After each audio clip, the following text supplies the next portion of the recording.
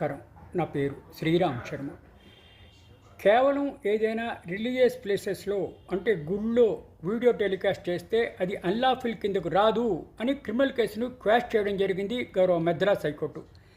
వివరాల్లోకి వెళ్తే పోలీసులు 5 పైన క్రిమినల్ కేసు రిజిస్టర్ చేశారు తమిళనాడు పోలీసులు. కారణం అయోధ్య రామ్ మందిర్ ప్రాణప్రతిష్ఠ సెరమనీలో కోయంబత్తూరులో లైవ్ టెలికాస్ట్ వల్ల ట్రాఫిక్ జామ్ అయిందని క్రిమినల్ కేసు పెట్టడం జరిగింది సదరు పోలీసులు.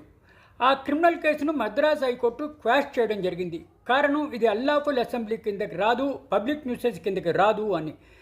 జస్టిస్ ఎన్ సతీష్ కుమార్ గారు మద్రాస్ హైకోర్టు న్యాయమూర్తి ఈ క్రిమినల్ కేసును క్వాష్ చేయడం జరిగింది. వీళ్లపైన section 528 of Bharatiya Nagarik Suraksha Sanhita BNSS అనుసరించి క్రిమినల్ కేసు రిజిస్టర్ చేశారు పోలీసులు. ఈ క్రిమినల్ కేసును Madras high court single judge justice N Satish గారు క్వాష్ చేయడం జరిగింది, అంటే తీసివేయడం జరిగింది.